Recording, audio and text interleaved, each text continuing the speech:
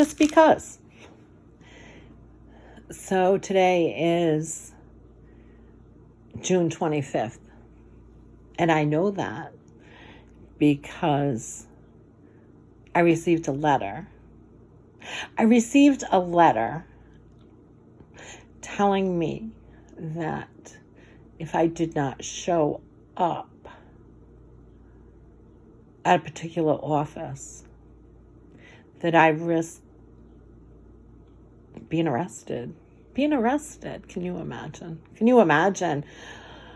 Oh, for the love of everything holy, I have no idea how they think they're going to get away with all of it. But anyway, so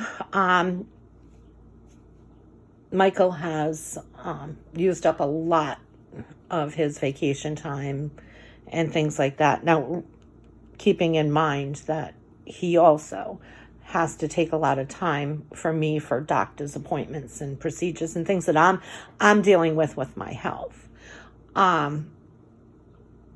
So he entrusted me with a friend of mine to take me. Because I can't travel alone, obviously.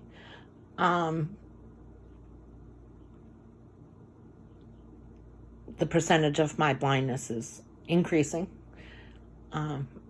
being on oxygen and everything. So it started with a letter.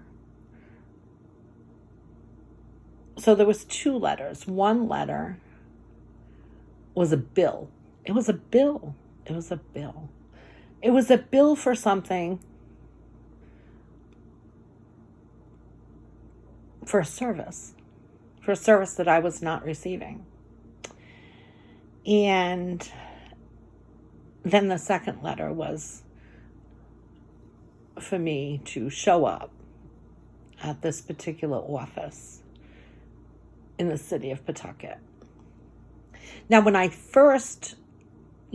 we first discussed where I was going, I wasn't sure where it was that I needed to show up, because this is all new lingo for me. This is all very new to me. Now, I'm sure it's not new to, people that are out there shooting people and robbing people.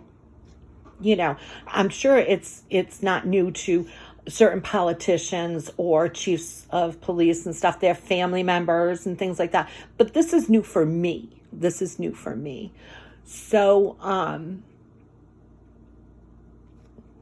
So I was unaware of where I was going to be going, but like I said, Michael was okay with me going with this other person. And we show up. We're in the waiting room. This is, it's a lesson, really, but it's not, you're not teaching me something, you're showing me something, right? So you're not teaching me a lesson, but I'm learning, right? So we're there. And of course, I always ask a lot of questions. So I'm asking this person that's with me, gee, what's that? Because it looked to me, because I see through pinholes, so I have to kind of pinhole it like along and try to figure out, what am I looking at? And it was this machine. Very interesting machine. I thought it was some kind of like, maybe we should be going over to it and typing something in or something like that. But it wasn't. It's a vending machine. And in it is, and I don't know what they are, but it's called fentanyl strips. I think it had Narcan in it. I think it had feminine hygiene products, toothpaste, maybe a poncho. I don't know. But those were kind of the things that my friend was listing off. So, and I was kind of questioning, like, what does, is it that you, I think it said Nicorette or something like that. So, and you punch in a code of, I guess, what you want, right? And, I'm intrigued.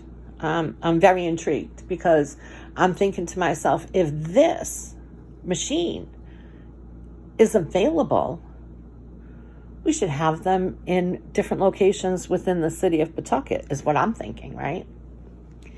And so I had asked my friend to go over to take a look at, like, who sponsors that. Like, is there a sponsorship? Is there a grant that they received to have this type of a machine? And I believe it's part of the Department of Corrections and maybe the Rhode Island Department of Health. And now, I don't know. I don't know, but I do think that it's valuable, right? I mean, that right there adds so much value to a community. But it's in this office. So I'm just wondering how many other offices that we can put it in, or, find out about them, to find out where they're located, to, let people in the community know that if they needed certain things.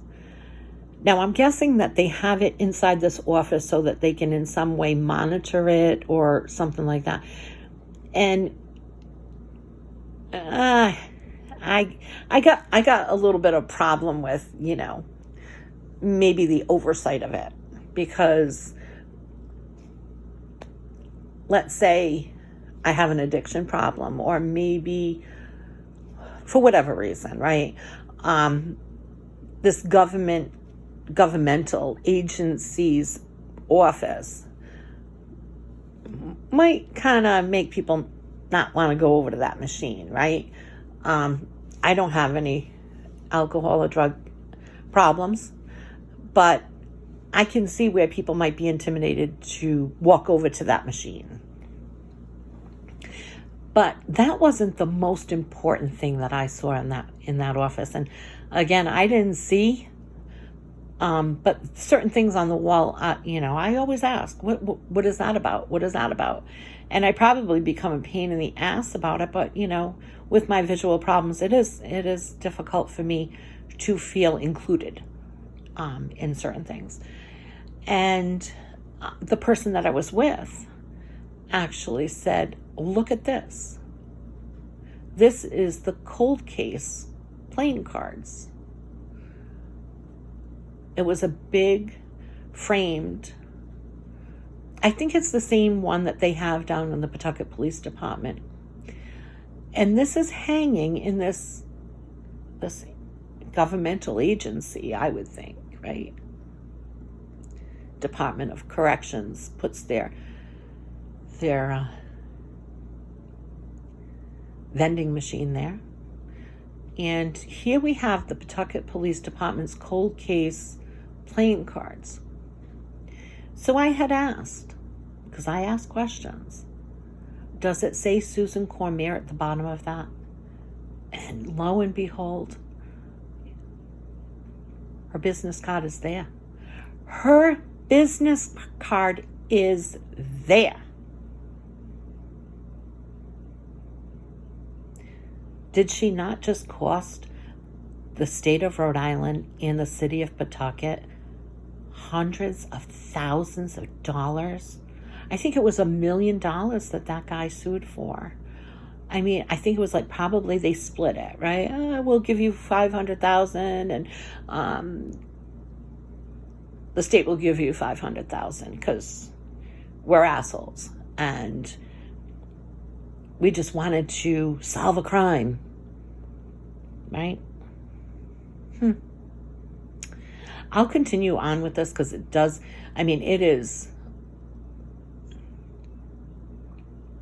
It's a lot. It's a lot.